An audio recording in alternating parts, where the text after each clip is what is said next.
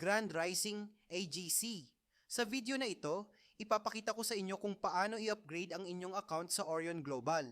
Step 1. Mag-login muna sa Orion Global website gamit ang inyong username at password.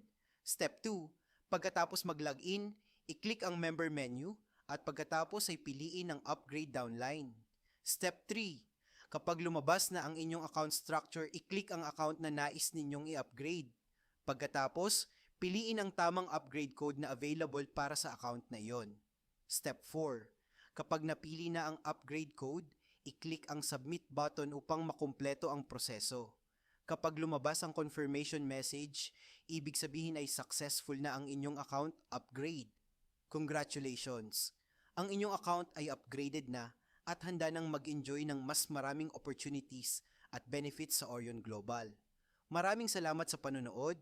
Huwag kalimutang i-like, i-share, at i-follow ang ating page para sa mas marami pang tutorials at updates. See you in our next video. God bless!